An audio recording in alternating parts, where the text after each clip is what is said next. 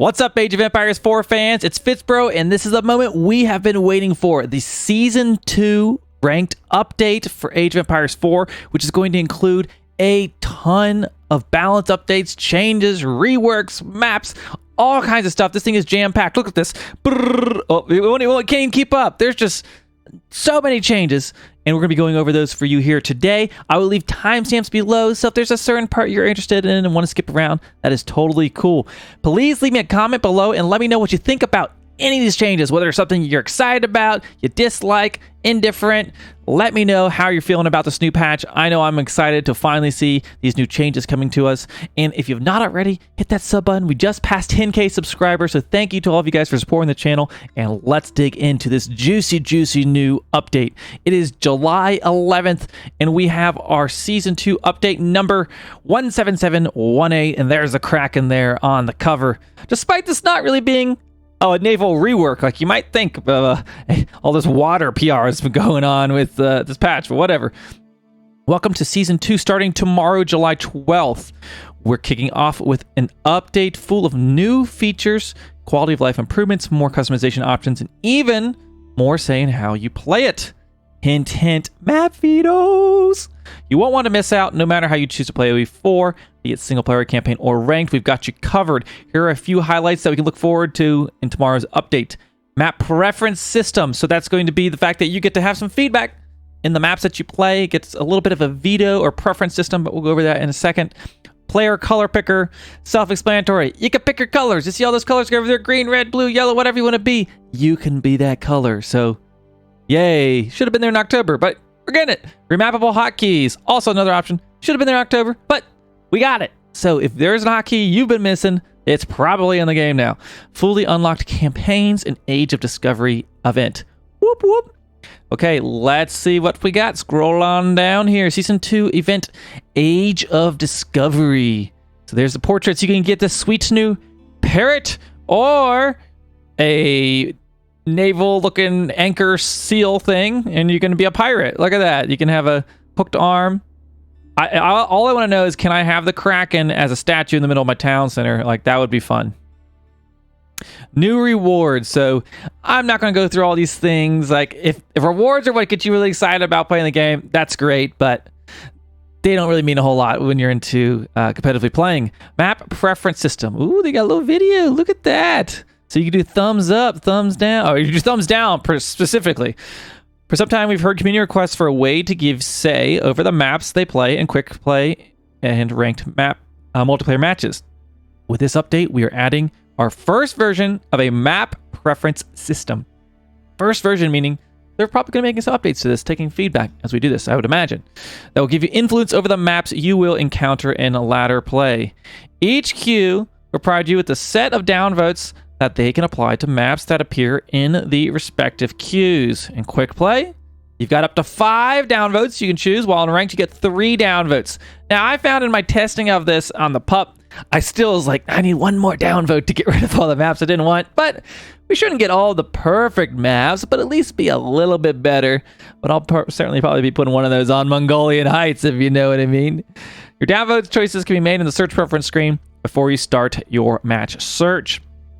Map that ends up being chosen for the match will be will be selected from the subset of maps that receives the lowest collective number of downvotes amongst players. So without getting too complicated, you're going to get a veto, your opponent's going to get some vetoes, and it's going to look at those 2 numbers and decide what map you're going to need to get. So likely you both are happy with one of the choices. So they've got some examples of this. I'm not going to read through all this for you guys, but you get the idea how it's going to work. Map preference system.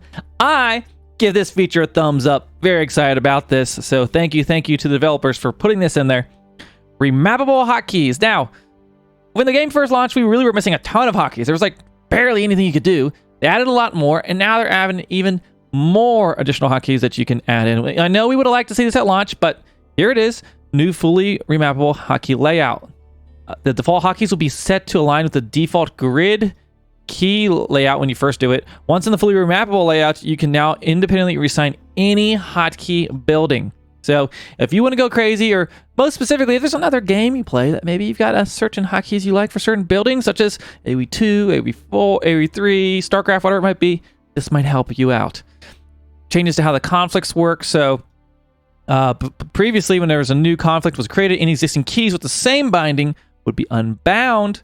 Now the conflicts will be allowed, and creating a new conflict will provide you an alert that lists all the currently conflicting keys, which could be part of a problem before. It's hard to find where the conflicts were, even if there was one. So that's what's going on there, and you get the idea. You can have fun with your hotkeys. So there we go.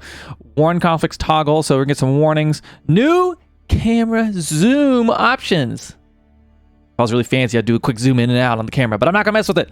Zoom options, you can zoom out. We got a new angle to view the game, and I think it's pretty nice. I've enjoyed it. I've played it on the pup, and it feels pretty good. We want you to get a feel of the battlefield, generic and city architect. The classic camera provides a closer, more intimate feel that doesn't get across this feeling. We've added a new zoom level and rotation to provide a grander vantage point on the battlefield and more holistic view of the base. When make these changes, they experimented with different settings to determine the original position. Zooming out further caused issues with unit selection and readability. Yeah, if you zoom too far, it can get a little bit hard. So you need like a perfect balance. It's a challenging thing, right? While not offering much benefit. We found these new values enhance gameplay feel, battlefield clarity, and base management. The new camera mode, dubbed Panoramic, is now a UI option you have access to. If selected while in a match, you'll need to exit and come back. Okay, so you're going to have to do some restarting. Now, when I was trying this out, I found like, because I could see a little bit more of the map, like I could see the raids coming after my town center because I wasn't so far zoomed in. So that could change a little bit how things play. Maybe those aggressive options where, you know, your units weren't coming in view to like the last second for these raids. You have a little bit more options to see them was my first take with this. And just overall, it's a nicer view of the map. So there's the classic versus the panoramic. You can kind of see there. So a lot more is available. Like look at the edge of this archery range in the classic view versus in the panoramic. You can just see a whole lot more what's going on. A new map, the pit. So we've seen kind of a similar map. The cauldron's been in the tournament play, but the pit's basically the same thing without water, essentially. Open map that features a stealth forest valley, housing one of the map's 3 sacred sites in the center with small hills in each of the 4 corners that are home to the neutral markets and some of the large resource deposits. So there we go. We got a new map, the pit. Player color picker. So we got the idea. There you go. You got red, blue, yellow, green, teal, purple, orange, pink. Those are your options. Pick your color. Play it your way. Age responsibly. Okay, we'll keep going here. Game, event queue, and notifications. Okay, now I have been, if you've seen, casting a lot. I've been doing some casting on EGC TV for the Road to Red Bull Wolo, and sometimes the notifications just become insane. Like it's like if you have a few towers shooting at a house, you just keep getting pinged from that. So I'm hoping they're doing something about this.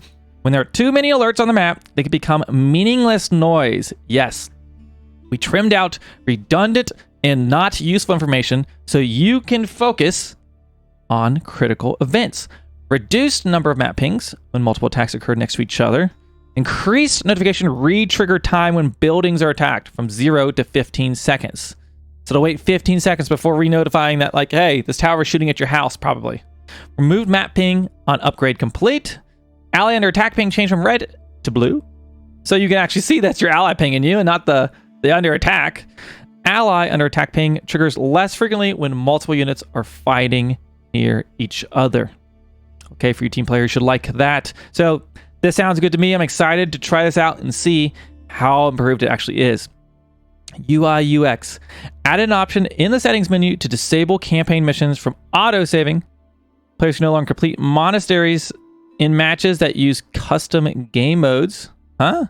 Complete monasteries, masteries. Gotcha. In custom game modes, so you can't cheat the mastery systems in custom game modes. Gotcha. Or team packs. Note this player should be able to complete masteries when mods are downloaded. So there's just a little change to how you get your masteries.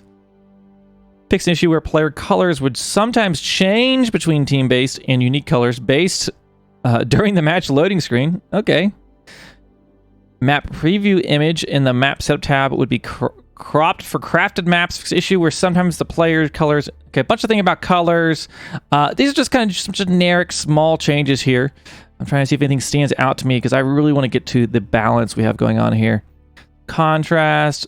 Observers could visually clear the build queues. This will not affect the actual game. Reduce the initial size of the ping anim. Okay, I like this. size of the ping animation on the minimap when under attack. Update the wonder tracker for observer plays to more clear to indicate the closest time to wonder victory. So it sounds like some changes to the observer replays. Trying to see if there's any more I missed there. Yeah, I think that's pretty much it. And then we've got our zoom options. Fix an issue where events can take several minutes to appear when idle on the main menu after failing to update a mod. Okay, so a number of events there. I'll leave the full notes below, so if you really want to read through all those, you're welcome to. But we're going to keep moving on, not get bogged down reading everything. Shortcuts and remappable keys. Basically, I know the TLDR of this already is, they have added hotkeys for like every dang building. So there they are. Now, this is what I really like. Monasteries will no longer be selected with military building shortcuts. And I know that they've done the same thing with religious units. So I believe now when you do your select all military units, it's not going to select your monks and send them into battle, to my understanding. But I think it still applies for the Rus, since they have the warrior monk, right? Okay, gameplay. Fix an issue where giving sheep the move command while near your scout could result in the sheep being converted to neutral. LOL. Fixed a bug that allowed you to withdraw and deposit relics from religious buildings in rapid succession and earn extra gold. Ah, you sneaky, sneaky people. Prevent imams. Who's making imams? I don't know about that. I'm not even going to read that. I play Abbasid. I know that we're not using that. Units will now respect formation changes after finding a target to attack from idle. No longer possible to animation cancel with units in order to gain additional attack speed. I thought this largely was gone, but it looks like they've continued to do that. A rare exploit where units on walls could gain a permanent range increase. I think I displayed that a few months ago. Well, actually, that was even more of a range increase, right? Where we had like some crazy Rus range. Fix a bug when the game hangs after quitting when your town center has been destroyed. Villager will repair buildings over naval units when the damaged units are overlapped. Mongol players could increase score by unpacking and packing. Oh, interesting. So we've long said like you can't really look at the Mongol score in replays because it's not very accurate. It looks like they're not going to have an increased score anymore just because they unpack and pack up their building. So that's a nice little change. Siege units sometimes target the back of a gate instead of the front. Issue where the gates do not have enough room for siege units to pass through. I have definitely had that issue. Villagers will surround groups of enemy units properly instead of looping back and forth. Ooh, does this mean our villager attacking scouts will be like, take them out quickly? I hope so. Update the notification message when publishing and unpublishing mods to make the status more clear. Okay. Mongol mastery. Changed. Okay, they updated one of the masteries. Okay, cool. Published and crafted map Arena, which is inspired by the classic Age of Empires map, where players are surrounded by defensive walls. Wait, what? Publishing the craft? That's interesting. I don't know why that's in the section. Publishing the crafted map Arena, which is inspired. Yeah, weird. Fixing an issue where the Wolves in Rain Mastery was not complete after killing 30 units within the Yam speed aura. Fix a bug where smoke was missing from chimneys of various buildings. Oh boy, we've wanted that one. Okay. Where hills... Okay. I'm all about this. Fixes. Fixed an issue where hills would prevent straight shot units like crossbow and springolds from attacking. AKA Hill and Dale. You got what? Your enemy up on the hill and you're trying to shoot up your springold. Your springold's like, can't compute. He's on the other side of the hill and like roll up to the top of the hill and then get destroyed inevitably. The units that it used to cause units to move closer, often much closer than their max range before attacking. Results in units sometimes shooting through the terrain. So you might see bolts going through the hill, but I'd rather have that. We find that to be an acceptable trade-off in order to make units have a consistent and predictable manner. Thank you, thank you, thank you, thank you, thank you. We don't want you to guess what will happen when issuing command. So I hope this makes Siege counterplay a little better as far as I've had big issues with hill maps because of this exact thing. So I hope this addresses that. Standardize the selection box for trees. So being able to select trees. Previously, the selection boxes used the exact geometry of the tree. So like individual branches and stuff. And so sometimes you couldn't click the tree. Now, instead of accidentally clicking between a branch, the box is more standard, so it's easier to click the tree. Sounds like a simple change, but I think that'll be very nice. Selection logic will now prefer villagers instead of clicking The corpse, they are harvesting. So every time there's an update like this, I feel like it's with good intentions, and then it just makes something else harder to select. So like, is this going to make it like next to impossible now to check how much food is left on a deer or sheep? Maybe. We'll have to see. I don't know. It's just my speculation that sometimes when they change the selecting of prioritizing the layering of units on top of each other, it becomes harder to do the other. Which kind of makes sense by design. Fix an issue where it's difficult to have villagers gather sheep they were standing next to. Selection was previously preferring villagers. It will now always make villagers gather sheep when you issue a right-click or gather command. Okay. Sounds nice. Fix a bug where the footprint of walls could be seen in the explored fog of war. I always thought that was just kind of a feature when attempting to place a building. So, sounds like you won't be able to see the footprints anymore, so you won't know. Sometimes in the fog of war, you can see like, oh, there was a wall definitely built there. Maybe. It sounds like you're not going to be able to do that anymore. Fix a bug where fishing ships would not drop off at the closest dock. Yes, I remember this issue when building new docks. It would keep going back to like its first dock it was spawned out of. Also resolve an issue where fishing boats would sometimes go idle instead of returning fish to the dock. I don't know if I've noticed that one, but I'm glad they got rid of it. Ranged units given an attack command will no longer walk all the way around a wall or river to attack their target. Oh my gosh. I hope this is nice. This is one that's been bothering me so much when it's like, he's right there, my archer's like one range out. Instead of just walking one more step forward and shooting, the archer would like go around the whole damn wall. This causes your unit to walk around the wall now. Instead, it'll move up to the wall and attack. So it'll be interesting to see how that they actually interact now. Like maybe for some cases where maybe we do want them to go around the wall. I don't know. But supposedly they'll try to get closer to the walls now when firing. So I kind of like that. Religious units will now heal when using an attack move command. Oh boy, that's a deli buff right there. Oh my gosh. So you can just A-move your scholars and they'll just heal everything. Religious units used to run into enemy armies instead of prioritizing healing wounded units. Now you can just drag the whole group of units in attack move. Previously, healing efficiently required too much micromanagement, not for the pros. And now players can easily include religious units with military units when attacking. And like I mentioned earlier, warrior monks are an exception to this, and will focus on attacking for Saint's Blessing enhancements. So let me know what you think about that change. I bet Delhi mains are like, yay, and people who don't like Delhi are like, oh no. Deer and sheep, which are blocking a building foundation, now move out of the area much, much, much faster. Remember the Mongol TC rush? It's faster than that. So they're being funny here. So for Mongols, you place your town center. If there was like a sheep there, it'd be like moseying on out of the way, delaying your villager 5 seconds or whatever it is. Now it'll be like zoom out of the way. Haven't seen it yet, but very excited to see how quickly these sheep are going to move. Same thing will be for deer, I guess. If you place a town center on front of on deer, I bet the deer are just going to scatter. Building docks no longer stomps adjacent shore fish and river fish. So as far as fish deleting, it sounds like building the docks is no longer going to do that. Or at least, I imagine if you put one right on top of it, that one will go away. But it's probably less likely to stomp the other ones, I would imagine. Slow down the projectile speed of cannons, culvert, and hand cannon slits so the projectiles can be seen with the human eye. Little visual thing. Landmark victory condition in team games updates that team players, get excited.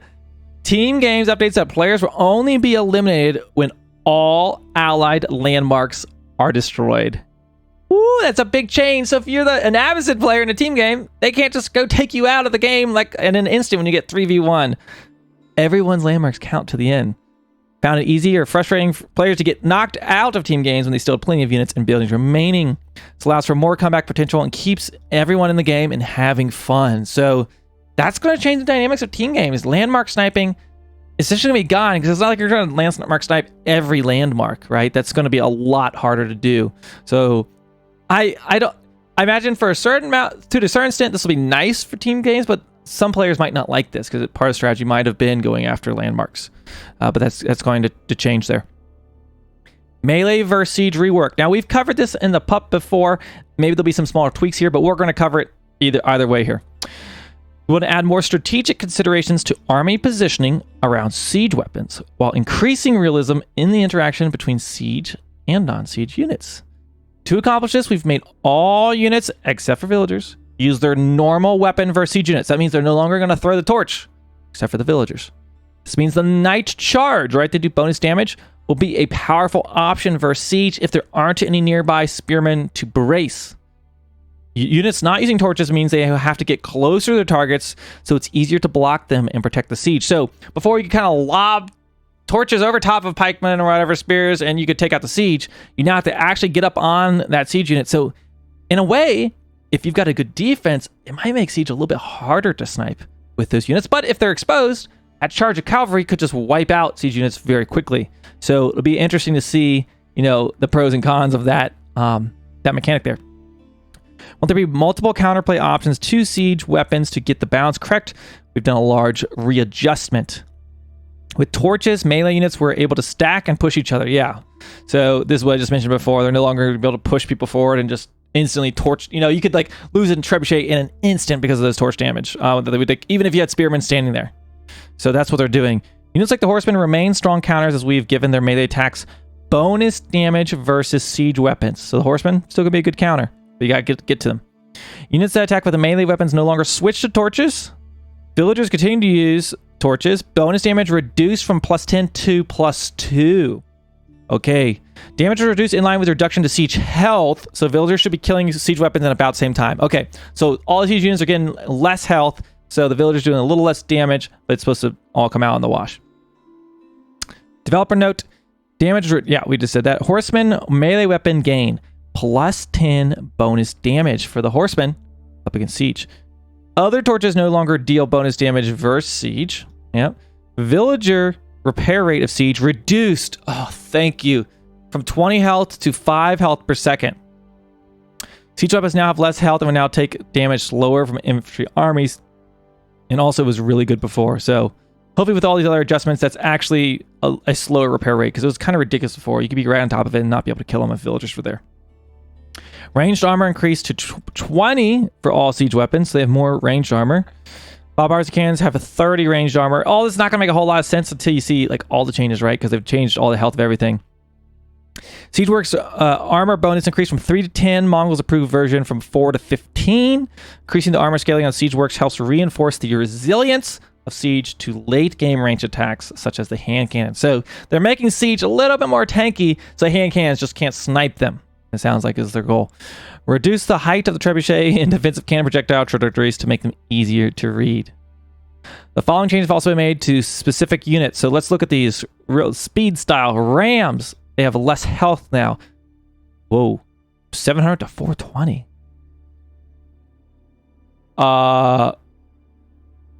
Maybe there's more changes. That I thought rams died pretty quickly as it is.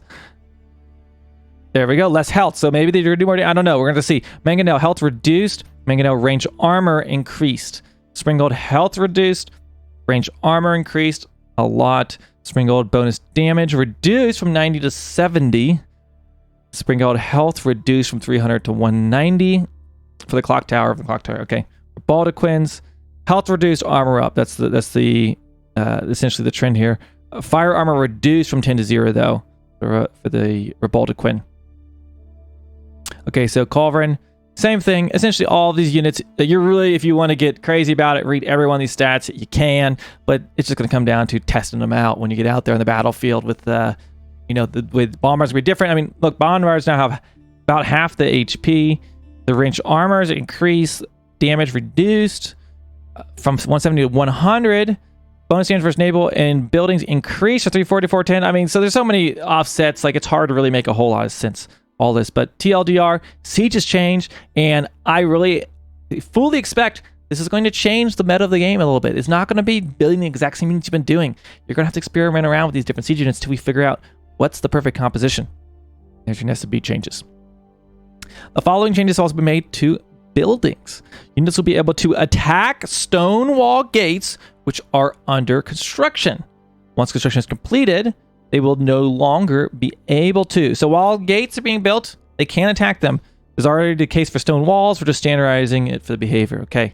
Building and placement bonus damage versus boats now applies to demo ships and non-combat ships. I guess it didn't before. Arrow slit and placement bonus range decreased. Tower rushers, or people who dislike tower rushers, This is a big change. Now instead of +2 is +1. That is less range for those arrow slits because they are currently overperforming. Now, is that a huge difference? It's just one less range. I'd say probably not. They're still out there. Yes, they have less range, but that's not a big change. But let's check what's next. Okay, spring on placement damage decreased. Okay, now that's a bigger change from 60 damage to 40 damage. That's 20 less damage. And the speed is decreased. Attack speed decreased from 6.25 to 4.5. The high range and burst damage on the Springald Towers makes them extremely powerful. Their low cost makes them spammable. These changes in combination with increased armor on siege weapons means Springald placements are now less cost effective. Now, it sounds like they're nerfed. Will it be enough? Let me know down in the comments, guys. Do you think this is enough? Is the Springald Tower going to be made ineffective? We've seen so much of it. It seems still like it'll be, it's not like a huge nerf, but it's pretty decent. We'll see. Cannon emplacement damage decreased from 85 to 70. Damage type changes from siege to range damage. Cannon placements deal 100% of their damage and area effect around the initial target. Wanted to retain this cool feature while making them less effective versus single targets like bombards. So they're going to be less effective at taking out siege units like the towers. You know, the cannon towers will be less likely to take out a bombard that's supposed to be its counter. Okay, so that's kind of nice. Buildings that cost exclusively stone. This is a big one. Keep stone wall towers, stone wall walls, and stone wall gates. Now cost stone to repair instead of wood.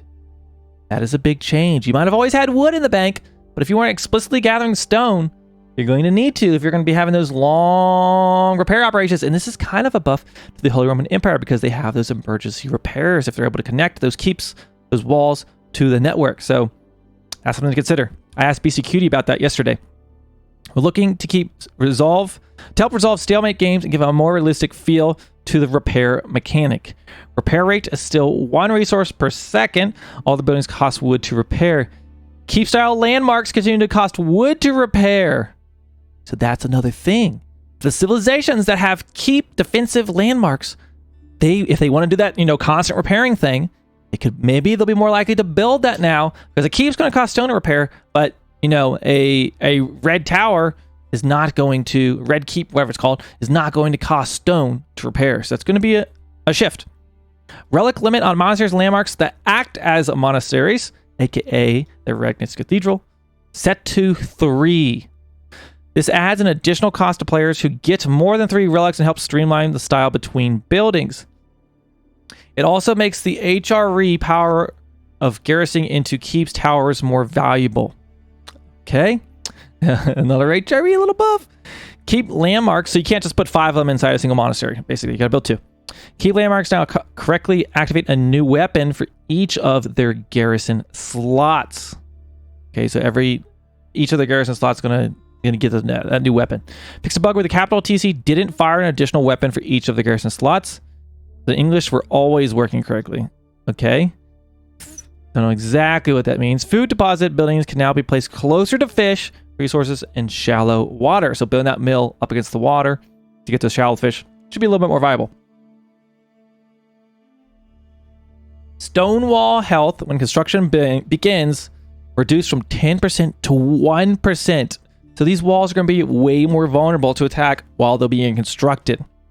Enemy army would be able to tear down a stone wall that's constructed right under its nose. So as far as stonewalling your enemy in, it's going to be a lot harder to do. Fixed a bug that would sometimes result in scholars getting stuck garrisoning or ungarrisoning. Okay. Multiple buildings or selected units could not be queued for production if it was already in full queue. Units can be queued as long as at least one of the selected buildings has room in its queue. So you might not even notice that one. Fixed a bug where cavalry units would sometimes be unresponsive to acquiring buildings as idle aggro targets. Added new visual effect to keep stone walls, towers when burning oil is triggered. Wow, guys, that's a ton of balance and really balance and bug changes, right, to buildings. This is going to be really change the pace of the game. Excited about those changes. I think the one I'm most excited about is the nerf to the Springald Tower, and I think maybe the change to how walls take damage, and maybe the keeps costing stone. Like, I don't particularly love that keeps just get repaired for like 30 minutes. Maybe it'll be a little bit harder to do that. Following change has been made to units. Units with activated abilities will now be able to activate their ability from within a multi-select, like the Khan. For example, if you have Army of Knights and Arbitraire, the Pavis ability can be activated. So that's just going to make it easier when you have multi-selects. Trade ships no longer return additional gold. Instead, they've returned plus 100% of the trade value as wood. Effectively meaning they get the same amount of gold and wood. There you have a little change to the trade ships. Normalize all naval units to have the same target priority. That's why there's a kraken on the front of this thing. So naval units will no longer prefer buildings like docks when there are still enemy boats in the range. I like that. I hate when I look away for a second and I'm shooting a dock instead of shooting at the naval ship that's hitting me. Spearmen perform the spear wall animation faster and do not trigger their spear wall until charging cavalry is closer. It makes it probably less likely. They could bait the spear wall and then back up and then go back and hit you. So that's going to be a change to that. And for a person who likes to make lots of spearmen with phalanx, that's going to be a good upgrade. And exactly that, friendly troops makes the spear wall more responsible and gives you more time to control your troops as they spend less time in the spear wall animation. Horseman armor scaling increase from 1222 to 1234. So it increases the late game scaling of the unit when there are more buildings blocking pathing and less surface areas to fight versus large masses of ranged units. Again, as someone who likes to spam spearmen and horsemen, this is going to be kind of nice for me late game. They now are going to have some additional armor later on in the game. I like that. Hand cannon and hit points decrease, so a little less damage, or a little less health. Our vision for them is that they're frail, high damage output unit. Previous stat, I felt like they're too cost effective versus most units. I don't know about this. I've made purely hand cannon versus man-arms and still just get mopped up all the time. But, I don't know. They want you to have a front line, essentially. The change aimed at making more diverse late-game armies that focus more attention on the battlefield positioning. So they don't just want you spamming in hand cannoniers. They want you to have something in front of those to protect them. Monk train time reduced from 45 to 30 seconds. It looks like they're aimed at getting more religious units out on the battlefield and involved in combat. When they say monk train time, is that going to be also for the prelate? I'm assuming they don't mean the scholar from the Dome of Faith. Maybe they'll address that in those specific sections. Fix an issue where the units using attack move wouldn't prioritize attacking defensive landmarks, okay?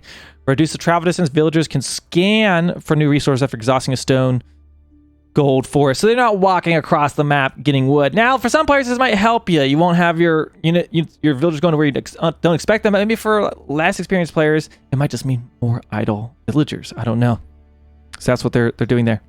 Okay, the campaign. Now, you know me, I have not played the single player. I've not played the campaign, so I am not going to cover these campaign items. If it's something of interest to you, go ahead, check out the notes. I have them in the description, but we're going to skip ahead from the campaign.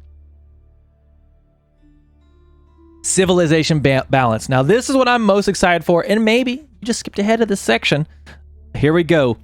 General turbo medicine technology, cost reduced from 350 gold to 275 gold, and you get it faster. The Delhi Sultanate version, time has been increased from 180 to 225. So they're making herbal medicine more accessible for all other civilizations, a little cheaper, trains faster. For Delhi, they're making it take a little bit longer. Especially, you guys know how strong the Delhi scholars have been. But, you know, is an extra, what was that, 20, 30, like 45 seconds? It's not going to matter too much. It's some time. Siege engineering technology research time reduced from 60 to 45 seconds. Okay, that means you get rams faster. The path to utilize this tech is long in the early game, right? You get the blacksmith, you get the research, and your infantry can make the ram. In some cases, the window of opportunity is closed. Yes, before you can even build a ram, they're already in the third age. We've sped this up to give a touch more aggressive plays often early on. So for you ram rushers, age 2 players, this is going to help you. This is an extra 15 seconds you're going to get to have a ram out in the field. Not huge though, but it's a difference. Professional scouts drop the carcass command can now be queued before holding it. That means that means you can shift it. If you got professional scouts, you can click the deer, shift click back, all of that, and you don't have to worry about microing all of that. You can just do it all right at one time. So it's gonna make it a little easier to do professional scouts. Fix an issue where attack move wouldn't prioritize defensive landmarks. Okay, we keep hearing this. Some were attacking faster, but they were animation canceling. It sounds like issuing a move command after attacking to cancel the cooldown. Yeah. Fix a villager T-pose while attacking boars or wolves. Okay. Certain units were being stubborn about responding to attack commands in specific situations. These units have been disciplined and will do better next time. Sorry, Beastie. Okay, so Beastie must have made us think about his units not doing the attack commands in specific situations. It's not very specific, but I'm sure there's a case there. Fix issues where villagers would occasionally get stuck within stone walls while building them. I don't know if I've actually seen that. I don't know if I've seen that one. That's funny. Small stone deposit decreased. So it's going to now what? So they decreased the stone on the map, but they've increased the fact that you're going to need stone to repair keeps. Late game was leading to a lot of stalemates, a lot of number of keeps. Now it's going to be even harder to get wonders. Like, it was already impossible. Yeah, good luck now. We'll pull back the stone on the map so that there are less defenses and thus a key strategic point that is important to battle over. Now, I don't love there being just like a million keeps, stalemates for forever. I've kind of mentioned that before. So this is a move in that direction, but at the same time, is it going to make keeps obsolete? Because I don't want to see that either. And to the wonder point, it takes a lot of stone to build a wonder, and now there's even less of it on the map. We'll have to see. Scouts given an attack command will now probably target villagers instead of the nearby carcass they are gathering. Okay, wait. Instead of a nearby carcass, so they won't attack. Okay, they want to, I guess, attack the... Oh, gotcha. So I think they'll hit the villagers instead of picking up. I don't know exactly there. Units given a Q command no longer lose their commands when receiving their tier upgrade from veteran to elite. Okay, I guess units commands that were in Q would be lost when this was happening before. Lost issue. Oh, we see that beautiful flag where units would target the backside of a wall or tower instead of the front. Yeah, I have noticed that. They would do weird things. You go to attack, they'd run around the other side. Fix crash that would occur. That's always good. Highlight text. Treasure rams walls. Other could remove nearby berry bushes, so less berry stomping. Always good. Berries matter. Okay. We gotta get ready for this next one here. Abbasid Dynasty changes. Let's get ready, all you camel lovers out there. Mill influence range increased to +1 title, so it'll be easier to connect your mill to the House of Wisdom influence. Good little change there.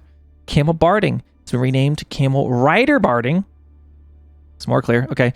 Spice Roads tech now correctly increases trade ship gold income by 30% for that trade ship. I haven't done a ton of trade ships, but there you go. There's a change. Traders and trade ships will now correctly return 25% secondary resources after researching Grand Bazaars. That must have been bugged. Preservation of knowledge tech no longer applies twice to techs researched in the House of Wisdom. So I guess it was making them cheaper? So this is, I guess, a nerf. They fixed something? Not entirely sure on that. No longer applies twice to text research in the House of Wisdom. Yeah, that must be what it means. I guess that was a bug. Field constructed mangonels and springolds now have the correct hotkeys. That's good. Camel archers can now be selected with select military hotkeys. Incendiary arrow visual is no longer lost when the composite bow is upgraded. Yeah, that visual would go away, so you didn't know that you had the fire arrows. And this is the biggest one, the meat and potatoes. Golden Age tier 1 bonus changed from 10% to 15% gather rate. Yay! Abbasid is a successful Civ late game, but we've been noticing they struggle early on. This boost should help them be more competitive in the early states and makes hitting the first Golden Age tier more rewarding. Sound off, Abbasid Dynasty players. What do you think about these changes? Let me know below. Let's move on to the Chinese and their balance changes. Now, I've played a little bit of China, but I'll mostly be giving you what I see here at a surface level because I haven't played a ton of China. Fire Lancer move speed increased. Uh-oh. I never like to see Fire Lancer buffs. We've got more plans for the Fire Lancer in the future. This is an easy win to help fit in its intended rating role. So they're going to be 0.5 faster. Time between attacks reduced from 1.75 to 1.62. This is a back-end change. Attack speed results in some units attacking slightly slower, so it puts it back to its original strength. Okay. Grenadier damage decreased. Oh, thank the Lord. Grenadiers have been a menace. From 15 to 13, weapon range decreased from 4 to 3. Fall-off damage reduced from 175 to 50, 166 33. So Grenadiers be a little bit less effective. Because they have no counter unit from the core unit roster. Grenadiers also deal great damage to buildings. This stat tweaks to make them a little bit less cost-effective and create a bigger risk when damaging buildings. Pyrotechnics now only will affect hand cannoneers instead of all gunpowder units. Weapon range bonus went from 20% to 1.5 tiles, and total cost is reduced by 500 resources. So they were stacking gunpowder upgrades, essentially creating super units like the Clock Tower Bombard. We all know and have feared it. Focusing pyrotechnics just hand cannoneers allows it to stand out from the other hand cannoneer and lets us buff some of the other unique gunpowder technologies like reload drills. So one way they're making Clock Tower less OP, right? But on a part of it was like that was China's thing, right? They have really, really good late game siege. Like if you let them get to that point, they are a super powerful force. But it will definitely bring you more line, especially in like a team game where it's very likely they're going to get these, right? Reload drill attack speed increased from 25 to 33. So there you go. They lost pyrotechnics. Now they reload faster, or the attack speed, right? The Nest of Bees and all Clock Tower siege units are included in the melee versus siege rework. Yeah, we already talked about that. Granary is being made cheaper. Ah. Nice. So Granary is now 100 wood cheaper. That is a big change. Barbican in the Sun. Oh no. The Barbican could have a springbolt and cannon emplacement. Oh boy, Barbican rushers everywhere rejoice. Gives Landmark better late game scaling potential. Okay, oh boy. Imperial Academy can now train the Imperial officials. Allows Chinese to train additional villagers at this town center. Okay, so instead of having to waste time training that official, you can train it at the academy and keep your town center working on villagers. So it's a little bit of a buff. Great Wall Gatehouse. Now this is a big change. I remember this from the pup. Basically, they don't give the buff to stone walls and gates anymore. No more of the bonuses to units, but now they get a Nest of Bees emplacement. So are we going to see like an offensive Great Wall landmark, just like not even built on a wall, just built in the middle of the map, and then it's going to have like this Nest of Bees and just firing everywhere? It's going to be wild. We've focused gameplay, making the place on the building impactful, encouraging combat on around walls. So this will be interesting. I'm waiting to see this puppy built in someone's base. That sure would be something. Spirit Way Landmark no longer reduces the cost of units and stables around the landmark, and now has text to upgrade dynasty units, which can be researched. Minus 50 cost and plus 100% research speed. When a dynasty unit dies, all nearby units will receive it plus 20% attack speed and plus 20 health. Okay, so that's a big change. So when dynasty units are dying, units nearby are getting additional attack speed. We wanted the landmark to add more adaptive and dynamic elements to the Chinese game plan. Previously committed to one building type around the Spirit Way, and we're locked into those. Now you can mix different forces in your current dynasty and combat needs. Fixed a bug with the Chinese scouts that lost their tag when advancing. Yep. The dynasty bonus was increased the health of keepstone walls. Oh, there's a little bug. Fixed a bug with Imperial official ignored shift queued tax drop off when carrying max gold. Okay, guys, those are the changes to the China mains. Let me know. There's been a lot of people saying that China's no good. They're just getting worse and worse.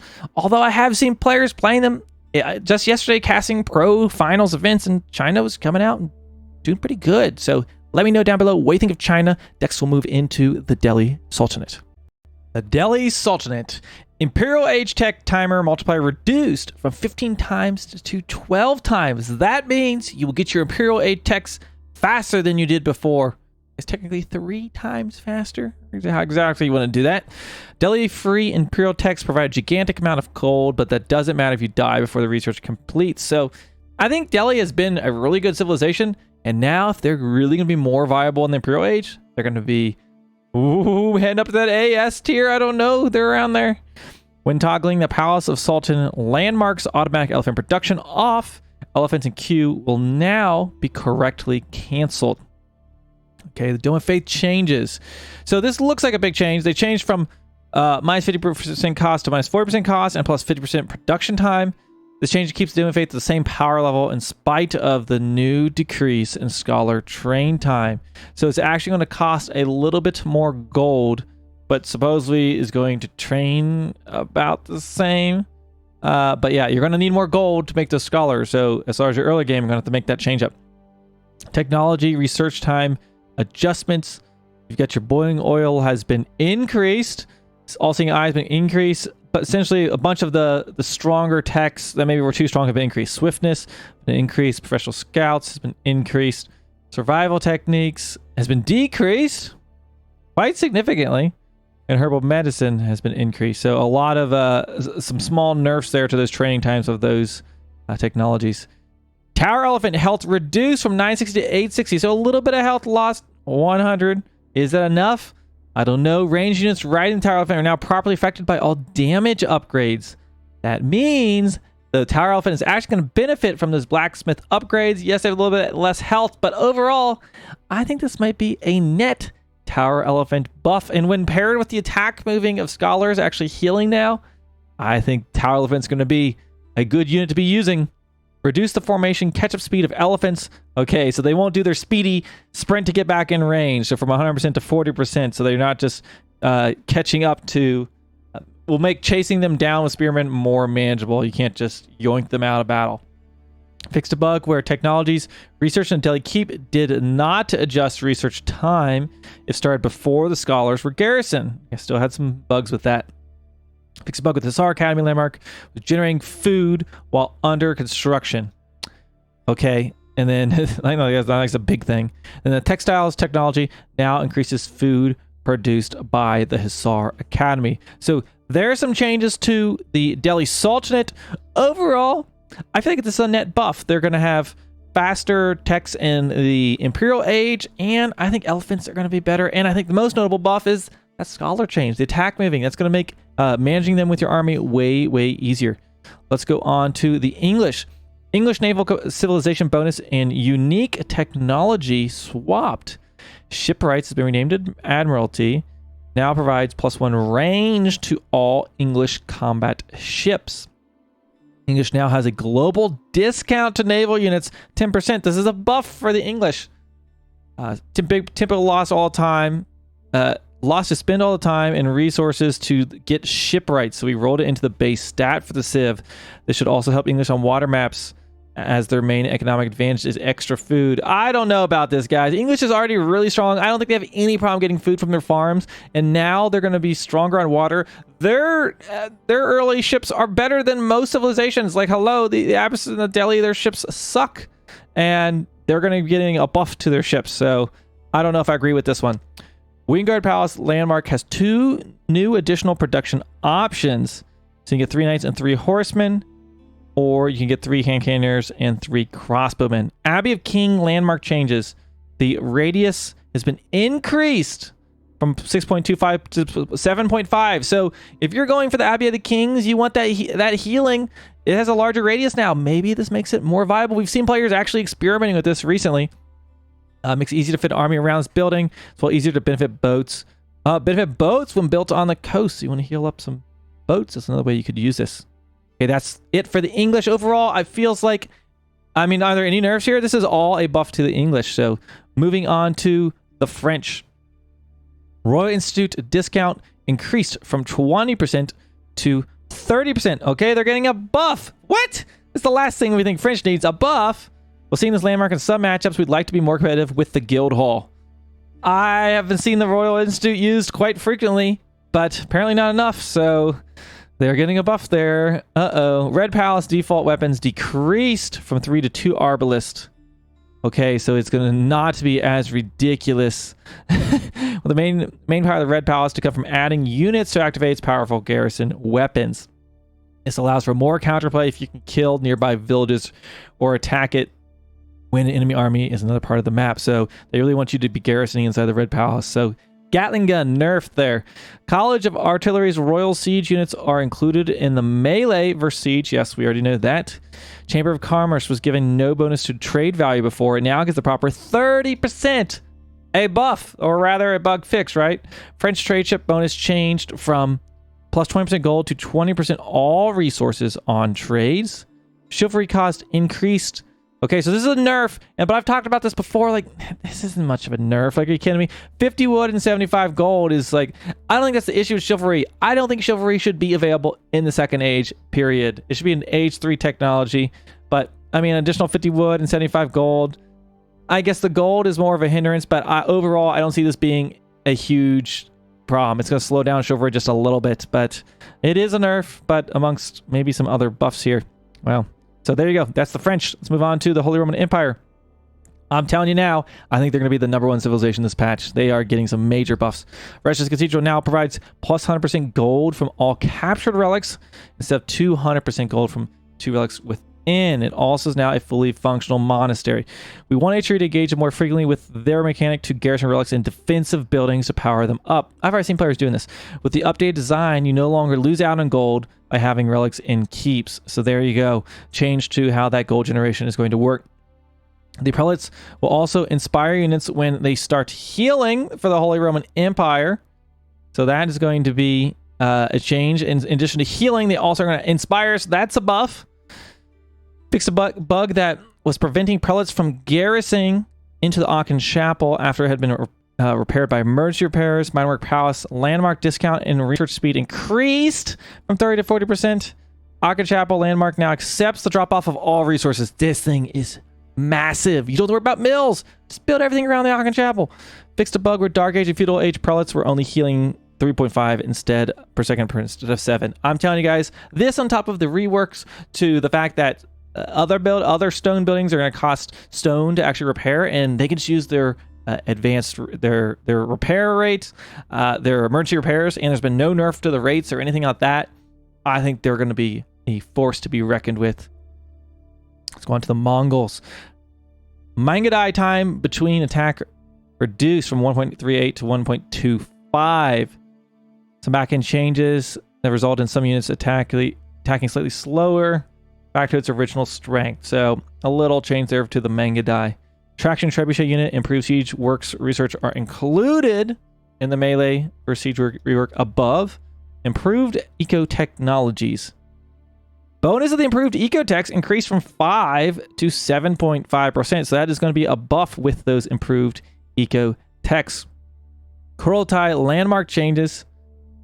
Aura radius increased from 4 to 7.5. That is a huge buff for the Kurultai. They're trying to get you to use this because no one's really using this landmark a ton anymore.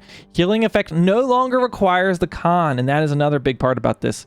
It makes it easier to get your army to benefit from the bonuses. It doesn't need the Khan. So will people skip the step red out? I don't plan to anytime soon. That gold percent is so good, and they continue to not change anything about it. So I don't know. Kurultai step red out. I usually am going to be picking step red out. Mongols now have access to geometry and improved techs in the siege workshop. Improved Tith Barns now generates the correct amount of resources. I guess it was bugged before. Packed pastures and barracks now have the same health as their unpacked versions. Okay, that's going to be different. Fixed a bug where Mongol Silver Tree landmark sometimes prevented YAM network tech from working. Didn't know that. Okay, there you go. Those are our Mongol changes. Slight change. It's almost a slight little buff here, but obviously it changes to the towers that we saw up above is going to impact their range and all that stuff onto the Rus. Horse Archer time between attacks reduced from 2.62 to 2.125. Same thing as the Mangadai. They made a little slight change. There you go. Take it for what it's worth. The Spetskaya Tower landmark now unlocks the building of stone walls. That is a big thing. Rus players can now build walls with the Spetskaya Tower. There you go. Kremlin landmark changes. Influence range increased. It's doubled. Holy cow. The weapon range increased. Garrison range increased. Holy cow. Kremlin is getting way better. More flexible placement to get the Kremlin in a good defensive position while still giving the wood gather rates. So there we go. The Kremlin landmark could be used a little bit more now. It's going to be a lot stronger, I would say. Additional range to their weapons and to the influence. High Trade House landmark changes. Fix the aura indicator of the High Trade House to represent the correct tree counting range. Okay. This is a visual thing. Gold penalty from the High Trade House adheres to the radius that the hunting cabin uses for tree counting. Lodja attack ship now retain their +8 damage versus incendiary ships after researching incendiary arrows. I guess that was a bug. Maybe. Lodja ships were scaled to different sizes. They are all normalized now. Okay, so does this mean the fishing boats aren't going to be like ridiculously big? We'll have to see if they've changed the scaling there on those boats. Those are all the civilization changes. Let's take a quick look at these map changes. As far as update, we're adjusting the maps we found in Quick Match and Ranked. To find a list of maps, you can visit this link. Okay, I don't know if we're going to read all the intricacies of all these seeds. These are like minor details. I think this is mostly going to impact modding of some of the maps and some of the custom maps, but essentially, for some of the highlights here, there's going to be changes. If there are teams of 2 and 3 sacred sites, one might get a favorite one. Before the third sacred site would be favored towards one team. Now it will always spawn in a neutrally contested location. So little things like that. Using seeds, correct map layout, berry bush clusters and deer herds now require a bit more room. I think there's a change somewhere, just now the sheep spawn in clusters of 2 instead of clusters of 3. They give you a better chance. I remember reading that. Make sure the map preview image and the map setup tab would be cropped to crafted map. So go ahead and read those if you guys want to see all those map changes. Map balance. So an overhaul to ancient spires. An overhaul with the high level goal of distributing the small lakes evenly between teams. They're really focused on teams here. Relation to the distance between teams. For example, one lake has placed 10 tiles, etc., etc. So they've changed how the maps for the lakes to spawn more evenly. Black Forest. Oh no. Spawn underwater. What? It's gold veins. Okay, so some changes to Black Forest. Boulder Bay, Mega Random. On Boulder Bay and Mega Random, we have added a new special distribution of deep water fish that are guaranteed to spawn within scout vision of the shoreline at consistent spacing. Ensure that you can not have get an economic advantage from having unequal access to deep water fish. Okay, so normalizing deep water fish. Danube River spawns teammates in a staggered line on each side of the river without using the team together setting. So instead of having sometimes you'd have it happen like one team member would spawn on the other side. That's not going to happen anymore. Dry Arabia, adjusted to now spawn. There we go. That's what I was talking about earlier. Sheep on Dry Arabia. This is a big change. In groups of 2 instead of groups of 2 groups of 3. So you have an even chance at getting those sheep. It's not like one person's going to roll through and get all the groups of 3 or something like that. So that's going to be a big change to Dry Arabia. French Pass. Okay, some of the sacred sites for 2v2s, big deal. Lipany, we've done a tuning pass distribution of sacred sites. Okay, ensure the sites are placed fairly with even higher consistency. We felt like this interim tuning has resulted in less clump spawns than before. Mongolian Heights. Now, I covered this earlier in the pup. Has been ensured that the cliffs do not surround sacred sites and trade posts. The number of crossings go from 3 to 5, making this map way less turtly, or at least, 2 more crossings you've got to wall. And that's their goal there. Defensive play on the map should be possible, but will require more investment. I'm pretty sure I double-checked the map spawn, the sheep spawn on this, and I think they aren't as crazy clumped together as they were before. But we'll need to verify here this update. But my last test for this, they were not the same amount of sheep as before, or at least not in the same positions. Mountain Pass received some tweaks. Okay, on larger map size, expect to see a much larger opening. So you'll need teamwork to defend the opening Nagari. Water level was brought up, so it's easier to place docks, essentially. Okay, and then some changes to the AI. There you go for you guys playing with the AI. Modding. Modders will love this stuff. There's a ton of information about modding. I have not done any modding myself. It's quite complicated, so if you know who you are, if you're into modding, go ahead and read through all this stuff. Crafted maps when using the intermediate crafted option.